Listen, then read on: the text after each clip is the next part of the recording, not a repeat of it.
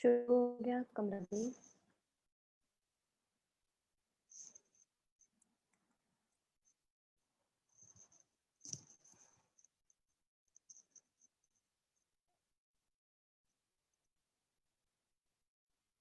तुम्हारा साथ मिलने से एहसासे कुर्बत आया है, नई दुनिया बनाने का जुनून फिर हम पे छाया है, नई दुनिया बनाने का जुनून फिर हम पे छाया है।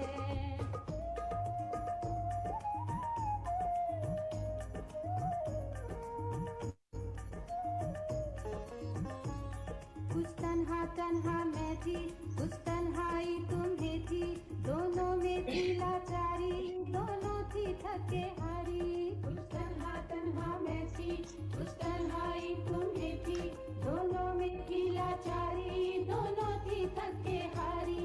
इज़हारे राज करने ने घुटन को कुछ घटाया है, इज़हारे राज करने ने घुटन को कुछ घटाया है, तुम्हारा साथ मिलने से एहसासे कुर्बत आया है।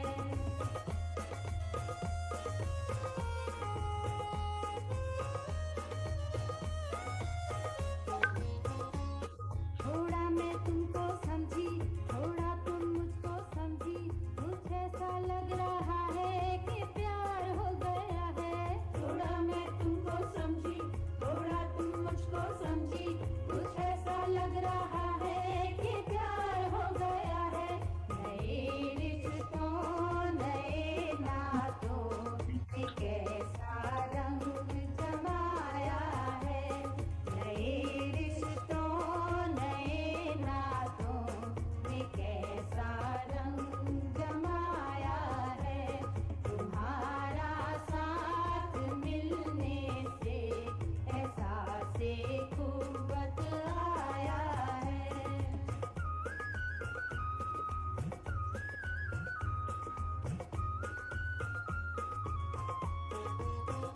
हम ख्याल है जब हम सफर बन जाए, चाहे जैसे हो मौसम एक दूजे को बन पाए। हम ख्याल है जब हम सफर बन जाए, चाहे जैसे हो मौसम एक दूजे को बन पाए, इन्हीं सपनों के रंगों ने हमें फिर गुदगुदाया है, इन्हीं सपनों के रंगों ने हमें फिर गुदगुदाया है, तुम्हारा साथ मिलने से एहसासे कुर्बत आया है, नई दुनिया बनाने का जुनून फिर हम पे छाया है।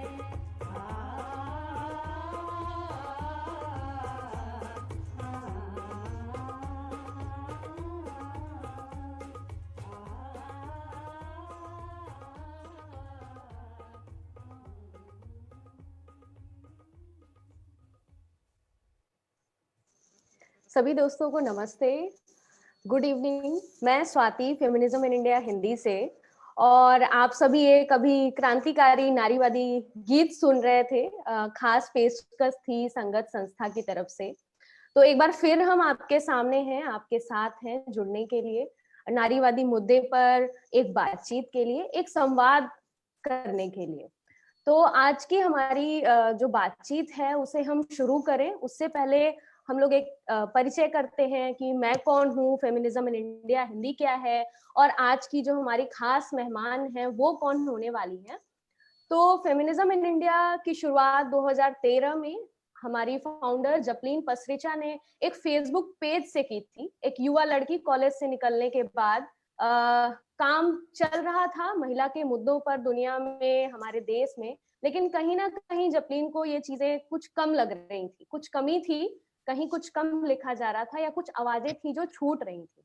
तो मुद्दों को लेकर के जपलीन ने एक फेसबुक पेज बनाया फेमिनिज्म इन इंडिया के नाम से, और धीरे धीरे कई लेखिकाएं जुड़ी अपने ही देश के अलग अलग क्षेत्रों से, जिन्हें महसूस हो रहा था कि महिलाओं के जो सवाल हैं, नारीवाद से जुड़े जो मुद्दे हैं, उन्हें और भी लिखने और उजागर करने की जरूरत है। और धीरे धीरे कारवां बनता गया, और जो छोटा सा एक फेसबुक पेज था जिसे एक लड़की ने कॉलेज से निकलने के बाद शुरू किया था, वो 2014 में एक वेबसाइट के स्वरूप में आया जिसका नाम था फेमिनिज्म इन इंडिया। और जब ये शुरुआत हुई फेमिनिज्म इन इंडिया की, तो ये एक इंग्लिश वेबसाइट थी, और उसके बाद इंग्लिश में कंटेंट लिखा जाने लगा नारीवाद से जुड़े और समावेशी नारीवाद, जिसे हम इंटरसेक्शनल फेमिनिज्म कहते हैं, उस विचारधारा को लेकर के कंटेंट क्रिएट होने लगा। और धीरे धीरे ये कारवां पहुंचा हिंदी वेबसाइट की तरफ। तो 2016 में इंग्लिश वेबसाइट में एक छोटा सा सेक्शन आया हिंदी का, इसमें हिंदी में नारीवाद की बात शुरू की गई, और उसकी पहली इंटर्न मैं थी, और एक इंटर्न के तौर पे मैंने वहां पे लिखना शुरू किया, और धीरे धीरे हिंदी में भी नारीवाद के जो मुद्दे थे उसको उजागर करने के लिए देखा कि कई युवा लेखिकाएं थी जो लिख रही थी, और वो हमारे मंच से जुड़ती गई।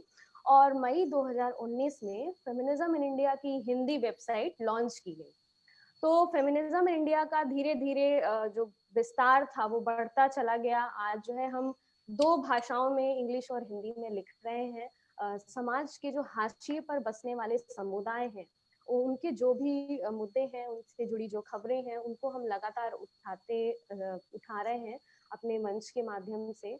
और इसी तर्ज पे, क्योंकि कहते हैं समय बदल रहा है और हमें भी बदलना पड़ेगा, और अगर आवाज उठानी तो हर मंच पे उठानी पड़ेगी। तो लेखन बिल्कुल जरूरी था, और वो जारी भी है और रहेगा। उसके साथ ही हम लोगों को जरूरत महसूस हुई कि हम लोग सोशल मीडिया में भी अपनी एक सक्रियता दर्ज कराएं, अपनी उपस्थिति दर्ज कराएं। तो उसी क्रम को बढ़ाते हुए आज हम लोग फेसबुक लाइव में हैं आप सभी के साथ। और आज की जो हमारी खास मेहमान है वो है, आप सभी की बहुत परिचित होंगे, और बहुत ज्यादा परिचय की जरूरत भी नहीं है उस नाम को, उन शख्सियत को। उनका नाम है कमला भसीन जी। कमला भसीन जी, जितना सरल है उनका परिचय, उतना ही बहुत मुश्किल है कम शब्दों में बताना। बस यही कहूंगी कि बहुत सक्रिय नारीवादी कार्यकर्ता हैं। मौजूदा समय में नारीवाद का जो एक शब्द और एक विचारधारा है, उसको बहुत सशक्त रूप से आप अपने लेखन और अपने काम से उसको बढ़ा रही हैं। आप संगत संस्था की संस्थापिका भी हैं, और पिछले 50 सालों से मानवाधिकार और नारीवाद, गरीबी उन्मूलन जैसे जरूरी मुद्दों पर एक आंदोलन की तरह आप काम कर रही हैं। आंदोलन कहूँ तो कम नहीं होगा। तो बहुत बहुत स्वागत है कमला जी आपका हमारे मंच पे। जी, तो संविधान जिंदाबाद जिंदाबाद। और समानता जिंदाबाद। और स्वाति, मैं शायद शुरू से फेमिनिज्म इन इंडिया को जानती हूँ, और मैं मुबारकबाद देना चाहती हूँ, और मैं कहना चाहती हूँ कि जपलीन ने ठीक ही पहचाना कि बहुत जगह थी हमारी नारीवादी समझ को और पैना करने की, उसको औरों तक ले जाने की। तो मैं पूरी फेमिनिज्म इन इंडिया की टीम को मुबारक देती हूँ, और इस बात की भी मुबारक देती हूँ कि तुम जैसे जवान लोगों के आने से मेरे जैसे 75 साल के लोगों को लगता है कि अब रिटायर हो सकते हो, अब नारीवाद की कमान सही हाथों में है और घबराने की जरूरत नहीं है। तो मैं बहुत मुबारक देती हूँ, और मुझे खुशी है कि तुम लोगों ने मुझे अपने साथ आज फिर बुलाया। Thank you. हम लोगों के लिए सौभाग्य की बात है कमला जी की हम लोग आपसे जुड़ पाए हैं। और जब हर तरफ नारीवाद जो है एक आधुनिकता के चोल को ओढ़े दौड़ रहा है, उस समय पे कई बार हमारे जो बुनियादी सवाल हैं वो छूट जाते हैं, और हमें नई और अपडेटेड चीजें हर हर हफ्ते हम लोग अपडेट होते रहते हैं, और लगता है कि अभी पुराने ही चीजें छोड़ देनी चाहिए। ऐसे समय में आप हमारे साथ जुड़िए। हम लोगों के लिए, फेमिनिज्म इन इंडिया के लिए बहुत गर्व की बात है कि हम हिंदी में एक आपके साथ संवाद स्थापित कर रहे हैं आज इस विषय पे। जी, तो अपनी बात की शुरुआत हम लोग करते हैं। आज का जो हम लोगों ने विषय तय किया है अपनी चर्चा का, उसका नाम है कि पितृसत्ता का बदलता स्वरूप और नारीवाद के सवाल। तो जो नारीवाद का सवाल है और ये जो विषय है, इसके लिए कमला जी के लिए हम लोगों ने कुछ सवाल तैयार किए हैं जिसपे हम लोग चर्चा करेंगे। तो कमला जी, आपके लिए पहला सवाल है कि समय के साथ पितृसत्ता का स्वरूप बदलता जा रहा है और जिसकी वजह से नारीवाद की कहीं ना कहीं नकारात्मक छवि को भी बनाया जा रहा है और इसमें सोशल मीडिया का जो प्रभाव है, जो भूमिका है, वो बहुत प्रभावी दिख रही है। तो इसके बारे में हम आपसे बात शुरू करना चाहेंगे। आप क्या जी, समझते हैं, तो क्या स्वाति, सबसे मानते हैं? पहले तो मैं पितृसत्ता को बहुत ही छोटे में परिभाषित करना चाहती हूँ, ताकि हम लोग जो सुन रहे हैं वो और मैं एक ही परिभाषा लेकर चले। सबसे पहले मैं कहना चाहती हूँ कि पितृसत्ता एक पुराना शब्द है।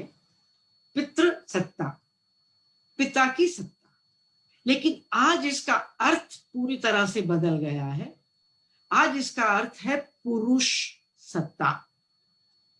ये शब्द एंथ्रोपोलॉजी से था, जहां बात होती थी एक बड़े परिवार की जिसमें पिता हावी रहते थे, मुखिया थे, चलाते थे। आज केवल परिवार के अंदर पितृसत्ता नहीं है, आज समाज की हर व्यवस्था में, चाहे वो परिवार हो, धर्म हो, कानून हो, संसद हो, शिक्षा हो, बाजार हो, सड़क हो, हर जगह पुरुष सत्ता दिखाई देती है। और तुमने कहा कि पितृसत्ता का रूप बदल रहा है, तो मैं ये कहना चाहती हूँ कि पितृसत्ता का रूप हमेशा से अलग अलग रहा है। एक ही समाज में पितृसत्ता का रूप अलग रहा, और खास तौर से जो अमीर वर्ग है वहां पितृसत्ता का स्वरूप हमेशा से अलग रहा। और जो मजदूर वर्ग है, अब मजदूर वर्ग की औरत को हाउसवाइफ होने की लग्जरी नहीं है। हर मजदूर वर्ग की औरत, चाहे जिस भी उम्र की हो, बच्ची भी हो, वो कमाती है, अपने पैरों पर खड़ी होती है। और अगर वो कमाती है, इसका मतलब है उसको बाहर जाना होगा। अगर वो किसान है, मजदूर है, तो वो यहां तक का घूंघट लेके या बुर्का लेके नहीं चल सकती। उसके घर वाले उसको पकड़ के नहीं रख सकते, क्योंकि पकड़ेंगे तो भूखे मरेंगे। तो वहां पितृसत्ता उतनी हावी नहीं होती। और अभी 20, 30, 40 साल पहले तक वहां पर पर्दा नहीं था। औरत मर्द को अलग रखने की जो बात होती है, सेग्रीगेशन, वो हो ही नहीं सकता। मजदूर औरत वो कहां से सेग्रीगेट करेगी? या तो पेट पाल ले या परिवार की इज्जत रख ले।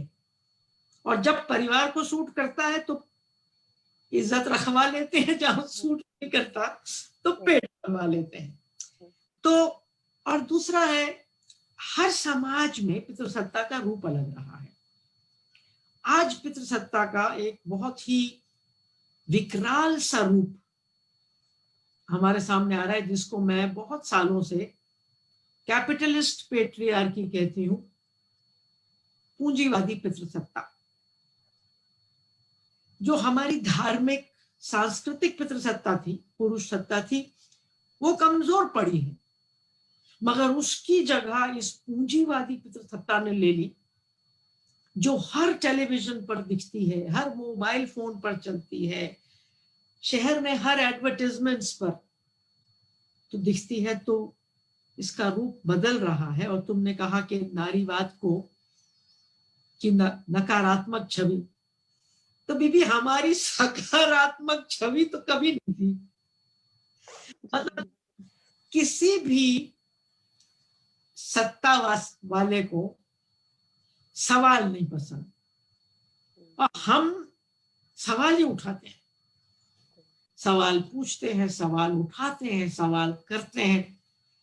और मुश्किल हमारी ये है, क्योंकि पितृसत्ता हर जगह है, तो हम जहां होते हैं वहां सवाल करते हैं। घर में होते हैं वहां, सड़क पे होते हैं वहां, मीडिया हाउस में होते हैं वहां, और फिर मीटू मीटू मीटू करते हैं, क्योंकि हर जगह वो हाथ हमारी तरफ बढ़ते हैं। तो सकारात्मक छवि तो कहीं नहीं रही। और जितने हम बुलंद होते हैं, जितनी हमारी आवाज ऊपर चढ़ती है, शायद उतना दबाव भी हम पर आता है। तो मैं तो इसको ज्यादा बुरा नहीं मानती। मैं तो कहती हूँ भाई कुछ ना कुछ अच्छा कर रहे होंगे कि लोग सवाल तो उठा रहे हैं, उनको कुछ बुरा तो लग रहा है, वरना ठीक है। और तुमने कहा कि सोशल मीडिया पर हमारी छवि बिगड़ रही है, तो मैं तो ये कहूंगी कि हर मीडिया पर हमारी छवि कोई ज्यादा अच्छी नहीं रही, क्योंकि हमने हर मीडिया पर सवाल उठाए, उनकी ओनरशिप पर जो कि मर्दानी है, उनकी पूरी आइडियोलॉजी पर जो मर्दानी है, उनकी लीडरशिप पर। आप देखें कि हमारे मेन स्ट्रीम मीडिया में कोई भी नेशनल न्यूज़पेपर में एक बार पिछले 70 साल में एक औरत एडिटर रही है, वो भी हिंदी में मृणाल पांडे, उसके अलावा कोई नहीं। आज नेशनल टीवी में देख लीजिए, कहां है औरतों की लीडरशिप इसमें। तो सोशल मीडिया में कम से कम फेमिनिज्म इन इंडिया जैसी संस्थाओं के लिए संभव है कि हम आ जाएं, क्योंकि इसके लिए बहुत बड़ा धन नहीं चाहिए। तो यहाँ थोड़ी बहुत हमारी आवाज हम उठा पा रहे हैं, वरना मीडिया वो करता है जो जनता को पसंद है, जहां पैसे बनते हैं। और पितृसत्ता अभी भी बदकिस्मती से लोगों को पसंद है, और उस पर पैसे नोट बनाए जा रहे हैं। Thank you. थैंक यू कमला जी, इतने अच्छे तरीके से मतलब पितृसत्ता का इतिहास, इस शब्द का मतलब और मौजूदा समय का जो स्वरूप बदल रहा है, इसे समझाने के लिए। तो हमारे दर्शक जो भी देख रहे हैं, अगर आपका कमला जी से कोई सवाल होगा तो वो कमेंट बॉक्स पे लिख भी सकते हैं। तो अपनी चर्चा के आखिरी में हम लोग वो सवाल भी लेंगे और हमारी बातचीत चलती रहेगी। अगर कहीं भी आपत्ति हो तो वो भी दर्ज कीजिएगा, सवाल हो तो वो भी पूछिएगा, क्योंकि ये जो चर्चा है वो संवाद के लिए है। तो संवाद बनाए रखेंगे। हम और कमला जी तो बात कर ही रहे हैं, हमारे दर्शक भी कमेंट पे अपने सवाल डालते रहें, अपनी टिप्पणियां, सबका स्वागत है। तो कमला जी, दूसरा हम लोग का एक सवाल है आपके लिए कि कहते हैं पितृसत्ता एक विचारधारा है, तो क्या ये मर्दों को भी नुकसान पहुंचाती है? और दूसरा ये कि क्या महिलाएं भी पितृसत्तात्मक सोच का शिकार होती हैं? तो ये दूसरे वाले प्रश्न से शुरू करती हूँ। जी। महिलाएं भी, लड़कियां भी उसी समाज में पैदा होती हैं जिसमें पुरुष और लड़के पैदा होते हैं। अगर हमारे परिवार, हमारे धर्म पितृसत्तात्मक है तो लाजमी है, हम कोई चांद पे से नहीं आती है नीचे, हम भी इसी समाज में आती है। और अगर इस समाज में पितृसत्ता हमारे दूध में हमें पिलाई जाती है, तो हम भी वही दूध पीते हैं, वही पानी पीते हैं। तो बेशक हम औरतें भी पितृसत्तात्मक होती हैं। कई बार स्वाति, हम ज्यादा पितृसत्तात्मक होती हैं, क्योंकि हम कम पढ़ी लिखी होती हैं, हमें बाहर का एक्सपोजर कम मिलता है। और तीसरे, हमें इसके खिलाफ आवाज उठाने की हिम्मत हम में नहीं होती, क्योंकि हमारे पास सत्ता नहीं होती। तो हम में से बहुत सी लड़कियां कह सकती हैं कि हमारे पिता ने कई बार हमें ज्यादा आजादी दी। माँ हमें पितृसत्तात्मक, पुरुष सत्तात्मक कानून ही बताती रहती थी, क्योंकि वो जानती थी कि अगर माँ की वजह से हमने कुछ गलती कर दी तो माँ को पकड़ लिया जाएगा। तो औरतें भी पितृसत्तात्मक होती हैं। और मैं यहाँ ये जोड़ दूं कि बहुत से पुरुष पितृसत्तात्मक नहीं होते, और बहुत से पुरुष बहुत से सालों से पितृसत्ता के खिलाफ बोले हैं। मैं आपको उदाहरण दे सकती हूं महात्मा बुद्ध के जीवन से। 2500 साल पहले औरतों की मांग पर उन्होंने औरतों को संघा में आने की अनुमति दी, जो शुरू में नहीं थी। इसी प्रकार प्रॉफिट मोहम्मद सल्लल्लाहु अलैहि वसल्लम, उन्होंने 1500 साल पहले जो औरतों को हकूक दिए, अधिकार दिए, वो बराबरी की तरफ ले जाने वाली बात थी। गुरु नानक ने भी औरत मर्द की बराबरी की तरफ ले जाने वाली बात की। पेरियार ने दक्षिण भारत में अपने फूले दंपति ने, पुरुष और महिला दोनों ने, बाबा साहब अम्बेडकर, सारे हमारे सामाजिक सुधारक, समाज सुधारक, तो पितृसत्ता का जुड़ाव शरीर से नहीं है कि पुरुष का शरीर होगा तो पितृसत्तात्मक होगा और नारी का होगा तो नहीं। इसका दिमाग से लेना देना है, बुद्धि से, हमारे संस्कारों से, और हम किस चीज में यकीन रखते हैं उससे। और दूसरा तुमने पूछा कि क्या पितृसत्ता पुरुषों और लड़कों को भी नुकसान पहुंचाती है? बिल्कुल पहुंचाती है।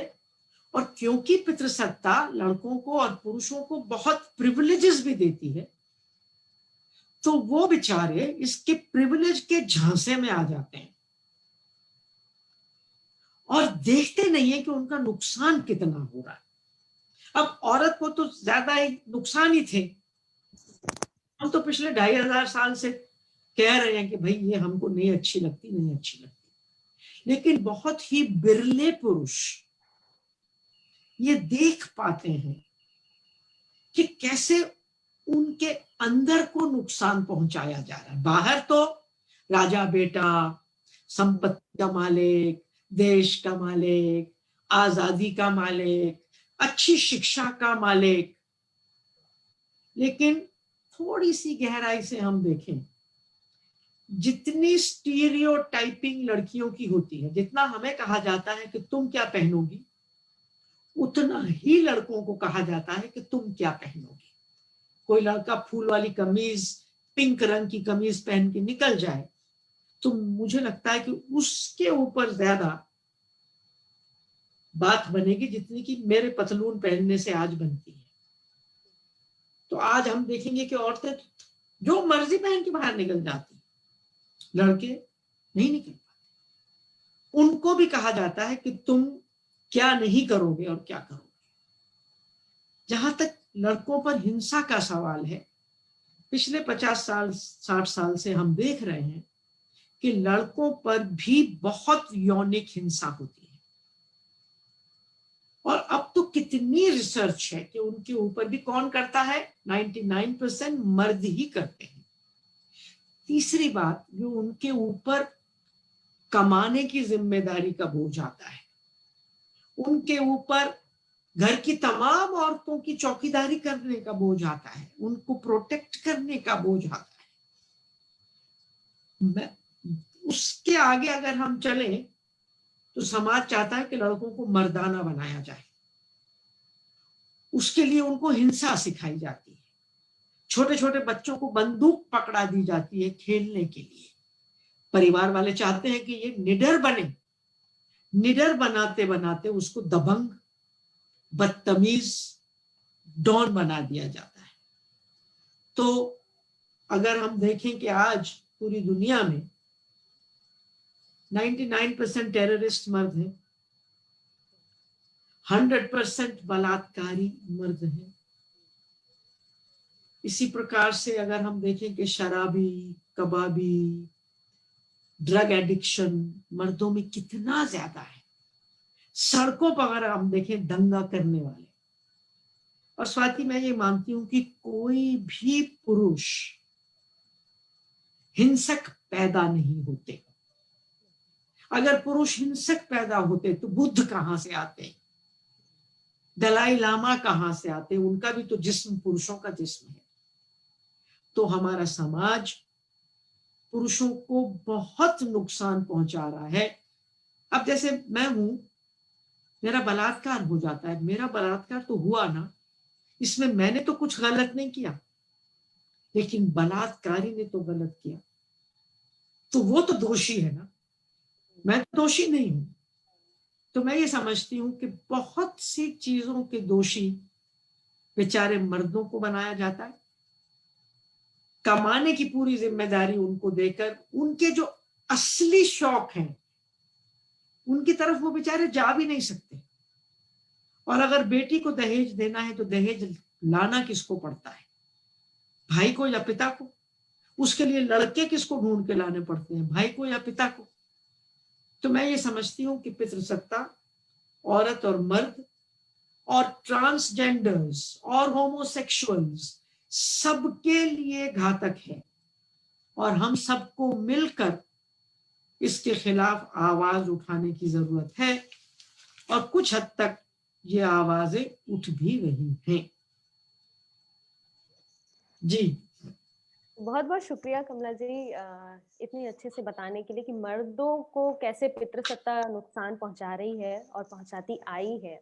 और कई बार ये भ्रम भी होता है कि नहीं, महिलाएं पितृसत्तात्मक सोच की नहीं हो सकती, तो उसे भी अच्छे तरीके से आपने समझाया कि ये एक सोच है, वो किसी की भी हो सकती है। तो हम लोग का एक अगला सवाल है कि अक्सर ये कहा जाता है मंचों से या किसी भी चर्चा में, अक्सर हम लोग स्कूल के टीचर प्रोफेसर को भी ये कहते सुनते हैं कि अब समय बदल गया है, महिलाएं बहुत मजबूत हो गई हैं, अरे अब तो बहुत अवसर है, सब जगह हर क्षेत्र में महिलाएं हैं। तो उनका कुल मिला के कि महिलाएं सशक्त हो गई हैं और अब बहुत काम करने की जरूरत नहीं है। तो ये जो जुमला है, इस जुमले को आप कैसे देखती हैं, इस पे आपकी राय क्या है? मैं कहूंगी इस जुमले में आधी सच्चाई है, आधी सच्चाई नहीं है। गिलास नारी सशक्तता का आधा भरा है, आधा खाली है। अब मैं बताना चाहती हूं कि बहुत उन्नति की है हमने औरतों ने पिछले 200 सालों में, खास तौर से बहुत उन्नति की है। और मैं कहूंगी कि सबसे बड़ा वैचारिक बदलाव जो आया और जो कानूनी बना वो सबसे पहले 1948 में universal declaration of human rights. पूरी दुनिया के अधिकतर देशों ने कहा कि सबके ह्यूमन राइट्स हैं। पहली बार लिखित में दुनिया में ये कहा गया कि औरत और मर्द बराबर हैं, काले गोरे बराबर हैं और तमाम धर्म बराबर हैं। ये बहुत बड़ी ऐतिहासिक बात थी। इसके पहले कोई चीज कभी नहीं कही गई थी कि औरत और मर्द या काले या गोरे या अमीर देश वाले और गरीब देश वाले बराबर हैं। हिंदुस्तान में 26 जनवरी 1950 को जब संविधान आया और हमारे देश ने कहा कि यहां स्त्री पुरुष ब्राह्मण शूद्र हिंदू मुसलमान तमाम धर्म बराबर, ये जो एक शिफ्ट आई, ये मुझे लगता है कि सबसे बड़ी देन है आज की मानसिकता की, जिसको हम सलाम करते हैं। और मैं तो ये मानती हूं कि मेरा जितना भी काम रहा है 50 साल से, वो संविधान की रक्षा के लिए रहा है और संविधान को लागू करवाने के लिए रहा है। और मैं ये मानती हूं कि अगर आप अपने संविधान को मानते हैं तो आपको पितृसत्ता के खिलाफ होना चाहिए, आपको जातिवाद के खिलाफ होना चाहिए, आपको किसी एक धर्म का ना होने की जगह सेक्युलर समझ रखनी चाहिए।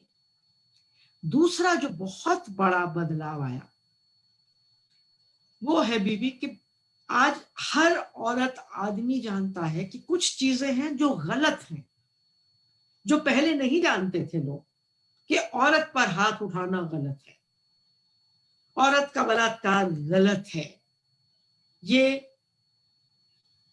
कानून में अपराध है। तो आज हम उसके खिलाफ बोल सके ना बोल सके, मगर दिल में हम जानते हैं कि ये गलत है और ये बदलाव आया है, हम मानते हैं। तीसरी बड़ी चीज जो आई है वो ये है कि शिक्षा में औरतों ने बड़ी तरक्की की है। उसकी वजह से आज फेमिनिज्म इन इंडिया जैसी चीजें चल सकती हैं। इसकी वजह से पिछले 100-150 साल से औरतों ने रिसर्च करके हर क्षेत्र में देखा कि औरत को कैसे पीछे धकेला है। स्वाति, मैं ये मानती हूं कि अगर पिछले 200 साल से ये रिसर्च ना हुई होती, फेमिनिस्ट राइटिंग ना होती, तो मेरे जैसी औरतें बन नहीं सकती थी, पैदा नहीं हो सकती थी। मैं उनके कंधों पर खड़ी हूं, मुझे उनके विचारों से शक्ति मिली है, तब मैं यहां पहुंची हूं। इसी तरह आज हमें वोट का अधिकार है। आज कोई भी दुनिया में ऐसी नौकरी नहीं है जहां कम से कम कुछ औरतों ने आके ये दिखा ना दिया हो कि ये हम भी कर सकते हैं। चाहे हवाई जहाज चलाना है, चाहे वैक्सीन बनाना है। सुना है कि पिछले हफ्ते इंग्लैंड में एक पति पत्नी ने, पार्टनर्स ने मिलकर वैक्सीन निकाला है जो शायद पूरी दुनिया में काम आएगा। तो मैं ये समझती हूँ कि हाँ, हम आगे बढ़े हैं और इसके लिए हम शुक्रिया महिला आंदोलन को देते हैं। हमें किसी सरकार ने हमारा कोई भी हक थाली में रखकर नहीं दिया। अगर हमारे संविधान ने भी कहा कि औरत और मर्द बराबर है, वो इसलिए कि पिछले 100 साल से औरतें हमारे वोट के लिए लड़ी थी। बाहर वोट मिल गई थी तो हमको भी मिल गई। 100 साल पहले औरतें फैक्ट्रियों में लड़ी थी और उन्होंने कहा था कि हम 14 घंटे काम नहीं करेंगे, हम 10 घंटे काम करेंगे, उसके बाद हम 8 घंटे काम करेंगे। वो भी हमको मिला। उसके बाद कहा गया कि अगर हम औरतें अपने देशों के लिए नई पीढ़ी को पैदा करते हैं तो हमारी सरकारें, हमारी कंपनियां हमें मैटरनिटी लीव दें। ये बच्चे सिर्फ मेरे बच्चे नहीं हैं, ये इस देश के बच्चे हैं, ये इस देश को चलाएंगे। तो मैं ये मानती हूं कि जितने भी अधिकार हमें मिले हैं, जितने भी कानून सतत बदलते रहे हैं, वो महिला आंदोलन की मांगों के कारण। तो ये तो भरा हुआ गिलास था। आधे गिलास में हम देख सकते हैं कि क्या हिंसा खत्म हो गई, क्या बलात्कार खत्म हो गए, क्या इंडिया में बेटियों की भ्रूण में हत्या खत्म हो गई। 1901 से लेकर अभी तक ये संख्या घटती गई है औरतों की। मतलब पितृसत्ता जीने तक का अधिकार इंडिया में बच्ची को नहीं देती।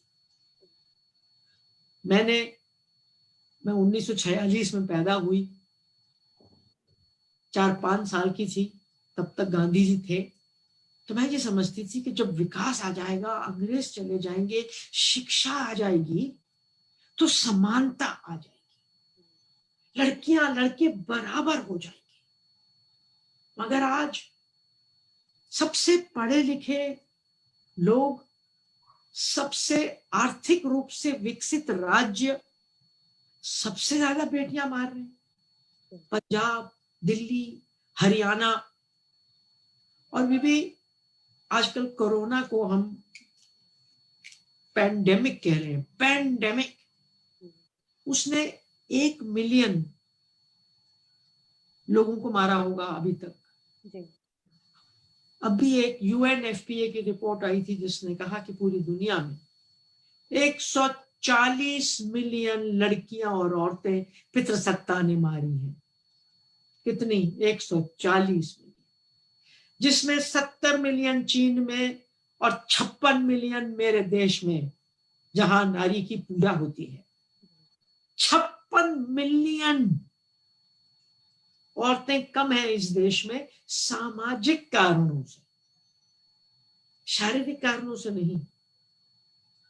तो घरों में हम देख लें, आज भी अगर घर के काम की बात होती है तो वो किसका समझा जाता है? औरत का। आज भी हम देखें कि कितने प्रतिशत बेटियों को घर वाले संपत्ति दे रहे हैं मेरे देश में। तो आधे गिलास को भरना है, इसलिए नहीं कि मैं औरत हूं और औरतों का फायदा चाहती हूं, इसलिए कि आज पूरी दुनिया जानती है कि जहां भी स्त्री पुरुष में समानता है वो परिवार ज्यादा खुश है, उस परिवार के बच्चे खुश हैं, वो परिवार आगे बढ़ रहा है। जिस समाज में औरत और मर्द इकट्ठे हैं।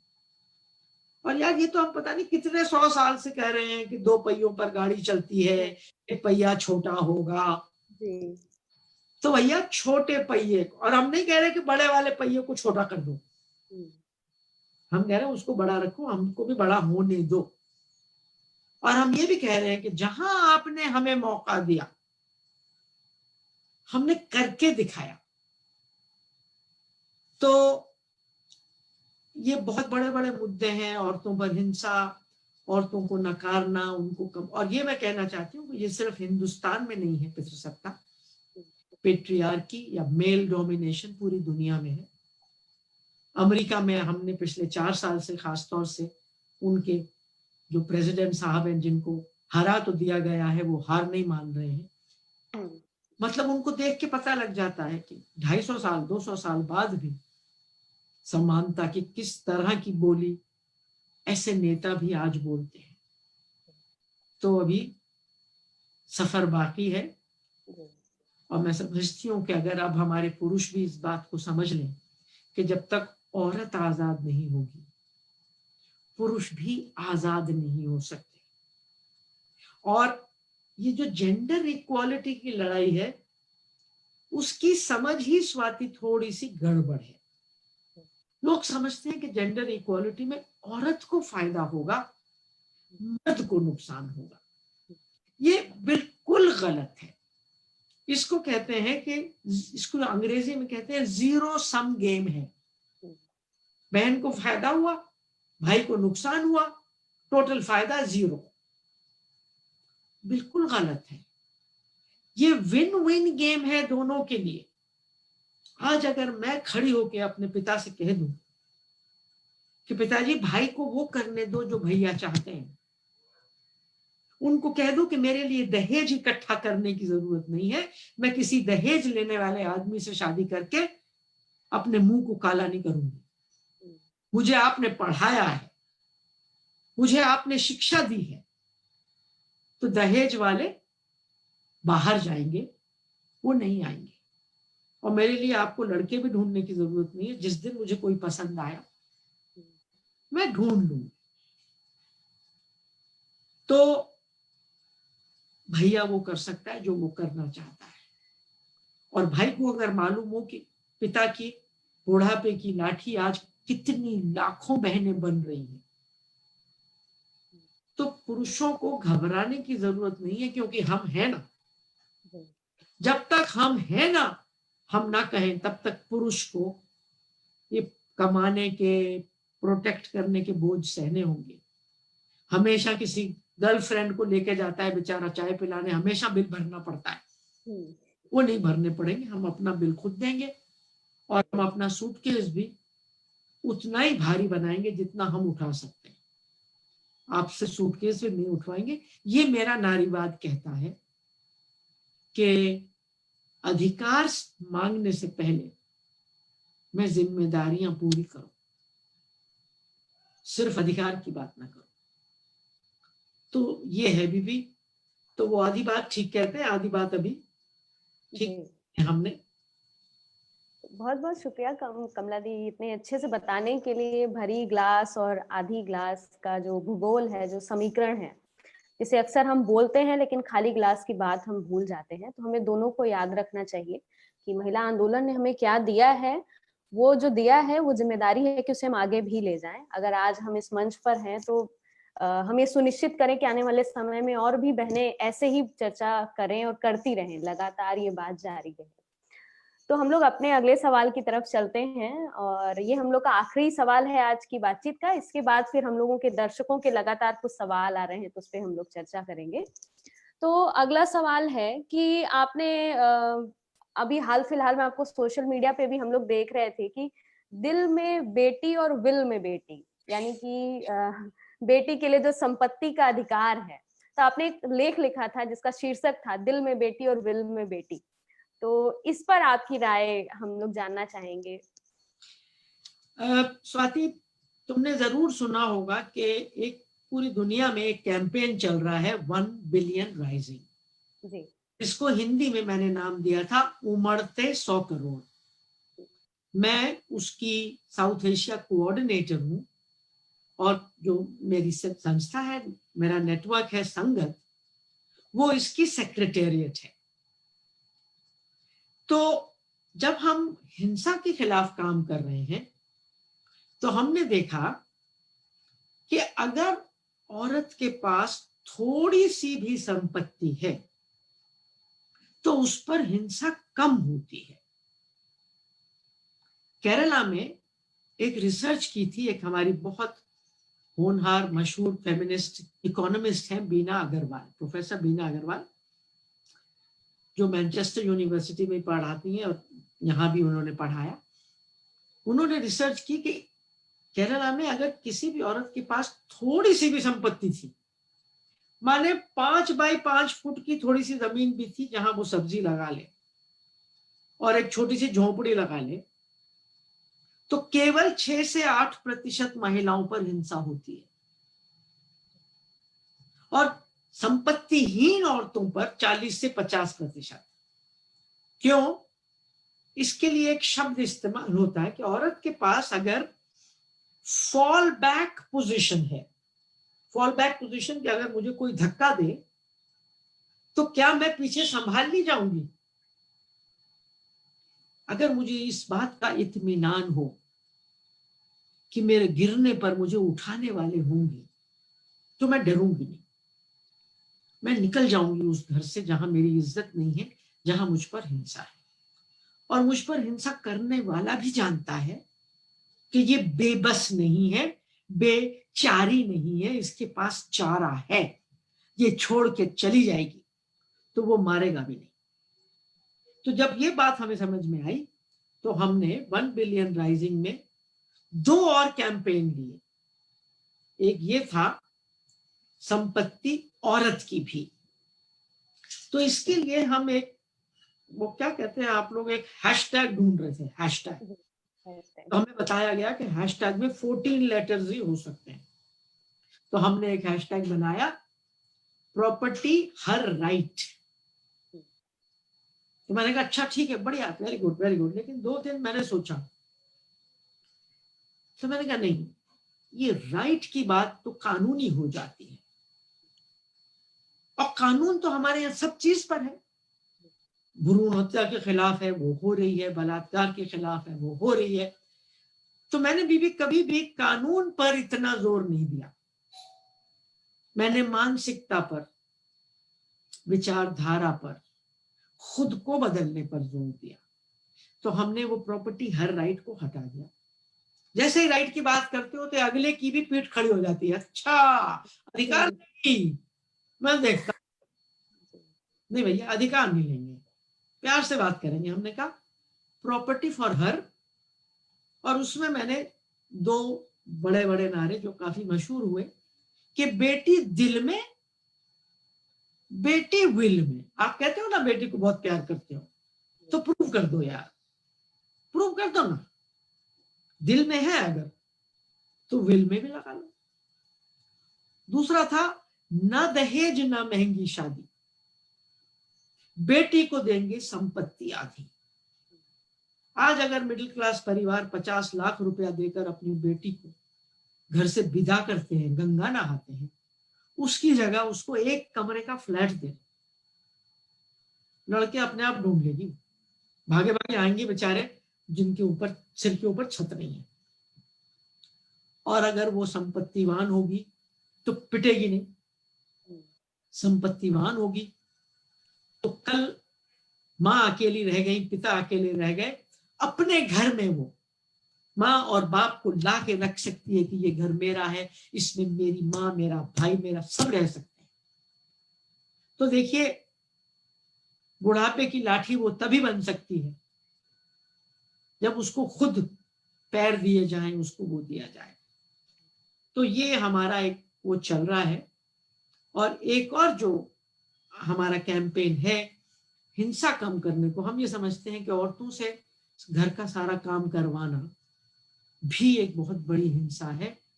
और पूरी दुनिया में जो रिसर्च हुई है वो ये कहती है कि जब तक घर के काम को, जिसको आजकल हम कहते हैं केयर इकोनॉमी, केयर वर्क,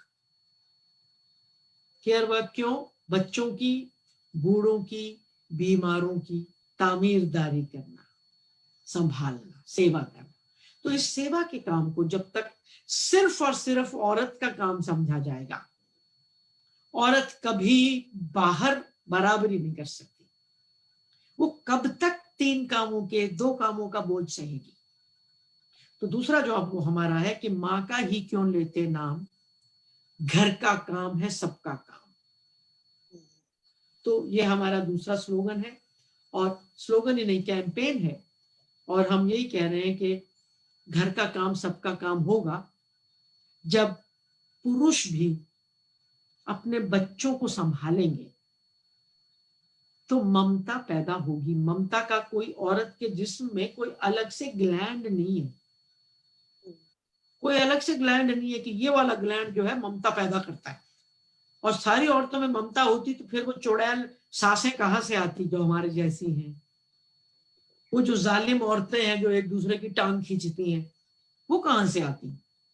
तो कोई ममता का ग्लैंड हमारे अंदर नहीं है, और हिंसा का पुरुषों के अंदर नहीं है। तो बहुत ही खूबसूरत ममतामयी पुरुष हमने देखे हैं, और बहुत ही जालिम औरतें भी हमने देखी हैं। तो हम ये कहते हैं कि घर का काम जब लड़के और पुरुष सीखेंगे, औरत की इज्जत करना आएगा, औरों की तीमारदारी करेंगे तो मन में ममता आएगी। तो मैं तो घर के काम को मर्दों का काम इसलिए बनाना चाहती हूँ कि मैं जेंटल मर्द चाहती हूँ। जेंटलमैन टाई लगाने से या खादी का कलफ वाला कुर्ता पहनने से जेंटलमैन नहीं बनते। जेंटलमैन अपने कारनामों से बनते हैं, अपने चरित्र से बनते हैं। महात्मा गांधी जेंटलमैन थे, टाई नहीं लगाते थे मगर जेंटल थे। गुरु नानक, कबीर जेंटल थे। वहां औरत और मर्द का फर्क ही नहीं था। तो ये 3 कैंपेन है, उमड़ते 100 करोड़, बेटी दिल में बेटी विल में, औरत का क्यों लेते नाम, घर का काम है सबका काम। Thank you. जी, बहुत बहुत शुक्रिया कमला जी, इतने अच्छे तरीके से दिल में बेटी विल में बेटी का विचार और इसका जो सरोकार है, ये क्यों जरूरी है आज के समय में, इसे हम लोगों को समझाने के लिए।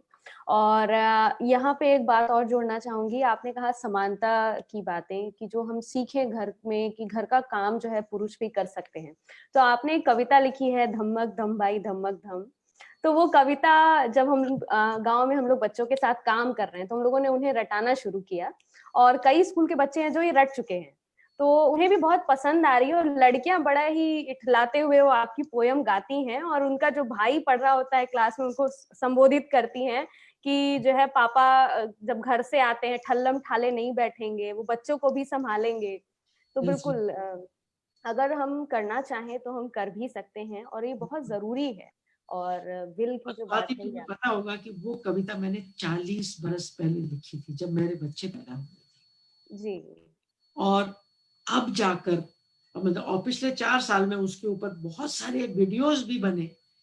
मीडिया हाउसेस ने मतलब कई दफा कोई आप बीज लगाते हैं तो वो 30-35 साल बाद उसमें पत्ते नजर आते हैं, और उसमें भाइयों के साथ प्यार से चीजें समझाई गई है कि ताता थैया सुन मेरे भैया, काम काज सीखो, यूं ही मत सीखो।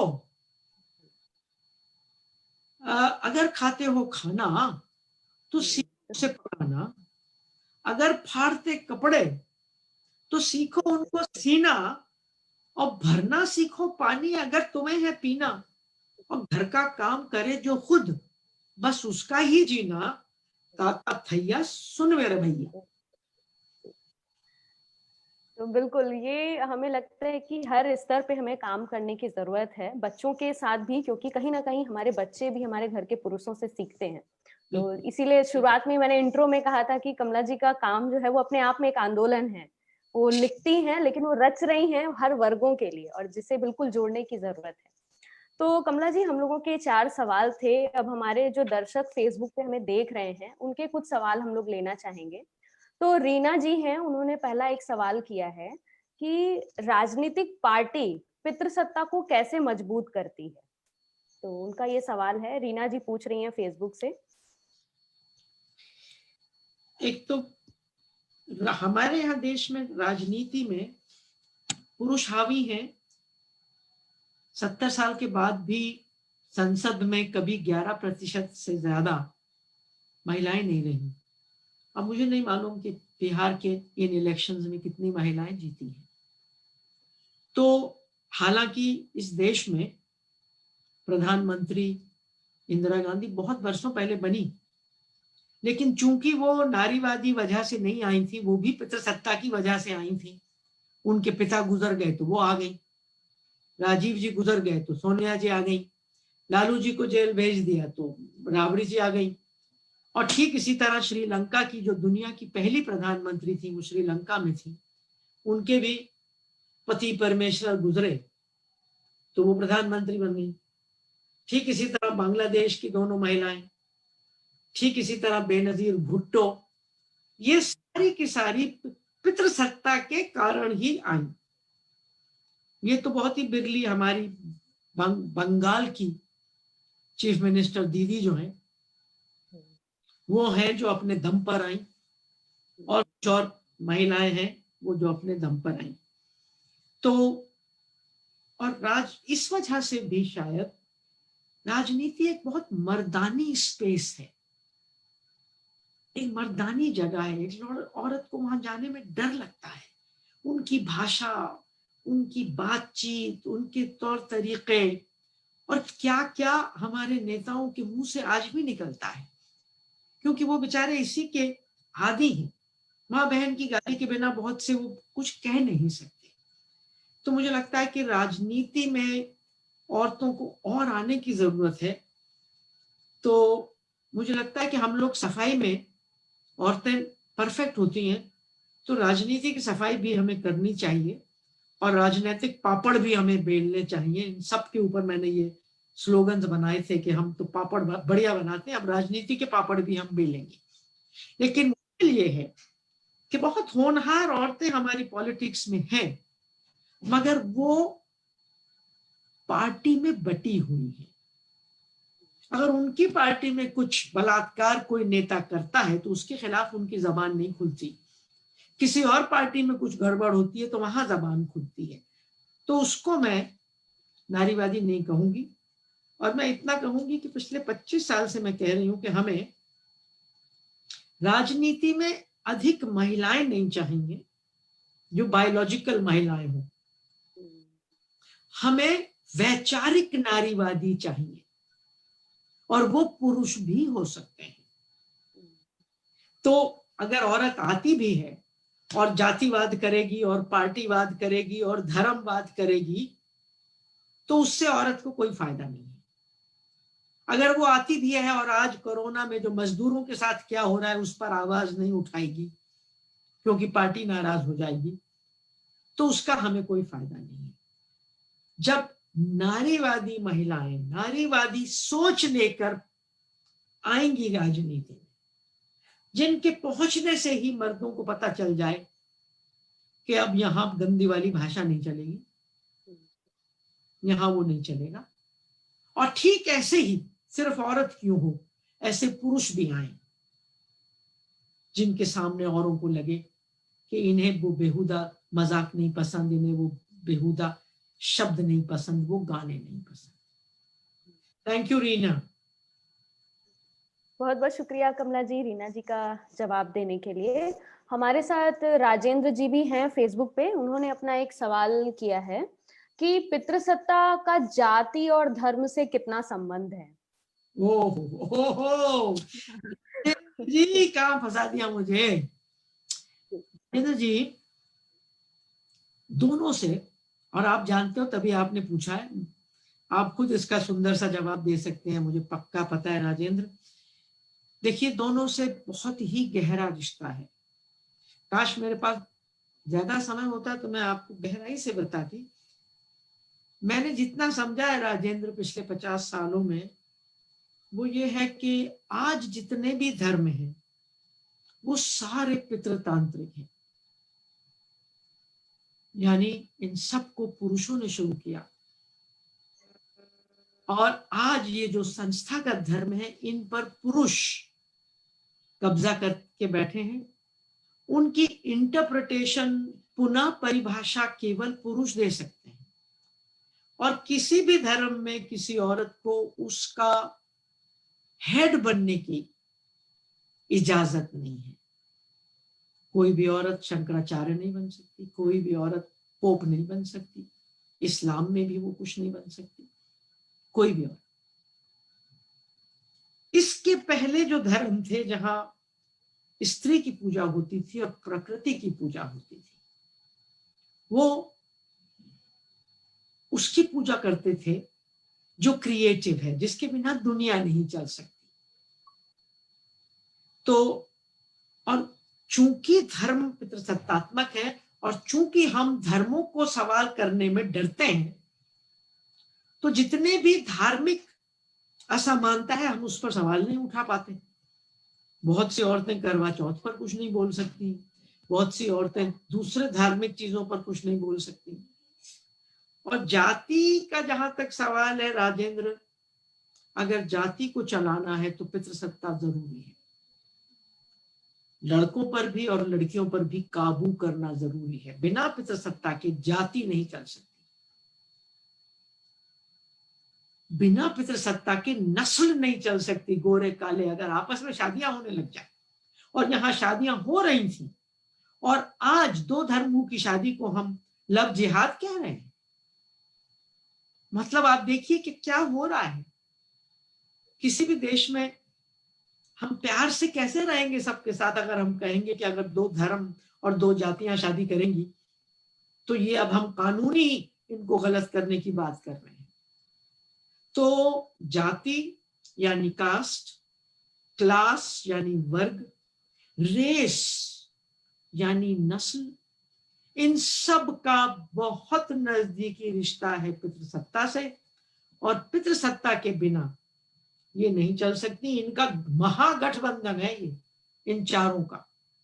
इसलिए आज बहुत सी महिलाएं हैं जो कहती हैं कि अगर मैं नारीवादी हूं तो मुझे जाति के खिलाफ भी बोलना पड़ेगा, मुझे वर्ग के खिलाफ भी बोलना पड़ेगा, मुझे रेस के खिलाफ भी बोलना पड़ेगा, क्योंकि अलग से पितृसत्ता को खत्म नहीं किया जा सकता, और न ही अलग से जाति को खत्म किया जा सकता है, जातिवाद को खत्म किया जा सकता है। तो राजेंद्र, ये बहुत गहरे रिश्ते हैं, और इन सब को हमारे संविधान ने गलत ठहराया, और इन सब को खत्म करना हम सब का राष्ट्रीय धर्म होना चाहिए। Thank you. थैंक यू कमला जी। हमें लगता है राजेंद्र जी को अपना जवाब मिल गया होगा। और आज की चर्चा का आखिरी सवाल हम लोग लेते हैं। विश्वजीत जी हैं फेसबुक पर। वो कहते हैं कि जब कोई लड़का पितृसत्ता के खिलाफ आवाज उठाता है तो अक्सर जो है पूरे लोग उसको घेरने लगते हैं, उसे बुरा भला कहते हैं, और उससे लड़के का मनोबल टूट जाता है। तो वो कह रहे हैं कि मैडम इसके बारे में भी कुछ बोलिए। तो विश्वजीत, मुझे बड़ा अच्छा लगेगा अगर मुझे ये पता लगे कि ये तुम अपने बारे में बात कर रहे हो और तुम विश्व को जीतना चाहते हो, इतना अच्छा नाम है तुम्हारा। तो जरूर कोई लड़का पितृसत्ता के खिलाफ बोले तो उसकी तो मुखालफत होगी, उसके तो खिलाफ बोलेंगे। उसको तो धर्म समझते हैं लोग कि वो गंदी चीज को संभाल के रखे। लेकिन मैं ऐसे लड़के को 2 मालाएं पहनाऊं, क्योंकि पहली बात तो उस लड़के ने समझ लिया कि हाँ, उसे पितृसत्ता कुछ ज्यादा अधिकार देती है, मगर वो तैयार नहीं है ना इंसाफी वाले अधिकार लेने को। तो अगर विश्वजीत तुम पितृसत्ता के खिलाफ हो तो मुझसे डबल मुबारक तुम्हें मिलनी चाहिए, क्योंकि तुम अपने अधिकार को छोड़ने को तैयार हो, तुम समानता के लिए लड़ने को तैयार हो। मगर तुम्हें यह भी समझना चाहिए कि तुम्हारे उठने से पितृसत्ता के खिलाफ उन्हें डबल डर लगेगा, क्योंकि लड़कों की ताकत लड़कियों की ताकत से ज्यादा समझते हैं पितृसत्ता वाले लोग। और मैं भी ये समझती हूँ कि जिस दिन लड़के और पुरुष उठ के खड़े हो गए पितृसत्ता के खिलाफ, उन पुरुषों के खिलाफ जो सड़क पर हमें चलने नहीं देते, जो बस में हमें बढ़ने नहीं देते, अगर आप लोग उनको रोकोगे तो ये जल्दी रुकेंगे। अगर आप अपने परिवार में माँ बाप से कहोगे कि देखो, दीदी की संपत्ति का हिस्सा मैं बिल्कुल नहीं लूंगा, ये मेरे लिए अपमान होगा, ये मेरे लिए पाप होगा, ये दीदी का है और ये दीदी को दिया जाएगा। मैं इतना निकम्मा तो नहीं हूं कि मैं अपने पैरों पे न खड़ा हो सकूं। और अगर फिर भी ना माने तो उनको ये वाला दोहा सुना देना कि पूत सपूत तो क्यों धन संचय, और पूत कपूत तो क्यों धन संचय। तो विश्वजीत, आज पूरी दुनिया में संस्थाएं हैं, पूरी दुनिया में नहीं तो मैं कहूंगी कि 100 देशों में तो हैं, जहां पुरुष पितृसत्ता के खिलाफ खड़े हो रहे हैं। एक्चुअली कल से एक पूरी दुनिया में बड़ा जबरदस्त सम्मेलन शुरू हुआ है। एक ग्लोबल संस्था है जिसका नाम है मेन एंगेज अलायंस। मर्दों को पितृसत्ता के खिलाफ एंगेज करने की, इकट्ठा करने की कवायद है और ये 6 महीने तक ये सम्मेलन चलेगा और इसमें 100 देशों से ज्यादा के पुरुष और लड़के और महिलाएं इकट्ठे होंगे। इंडिया में भी बहुत से राज्यों में ये कैंपेन चल रहे हैं जिसका नाम है एक साथ, यानी औरत और मर्द एक साथ पितृसत्ता के खिलाफ, जातिवाद के खिलाफ, नाइंसाफी के खिलाफ, गैर बराबरी के खिलाफ लड़ेंगे। तो ये बहुत जरूरी है और मुझे उम्मीद है विश्वजीत कि तुम्हारे जैसे जवान लोग, मुझे नहीं मालूम कितने जवान हो, मगर अगर मैं अपने आप को जवान समझती हूँ 75 की उम्र में, तो तुम तो जरूर जवान होगी। हम मिलकर ये लड़ाई लड़ेंगे, संविधान को जमीन पर उतारेंगे, अपने घरों में संविधान को लागू करेंगे, समानता घर से शुरू करेंगे, खुद से शुरू करेंगे। तू खुद को बदल, तू खुद को बदल, तभी तो जमाना बदलेगा। Thank you Vishwajit. बहुत बहुत शुक्रिया। वाकई कमला जी, तू खुद को बदल तभी तो जमाना बदलेगा, और तू बोलेगी, मुंह खोलेगी तभी तो जमाना बदलेगा। चाहे बोलेगी या गा या गे, कोई भी हो, बस बोलना शुरू करिए, बदलाव आएगा।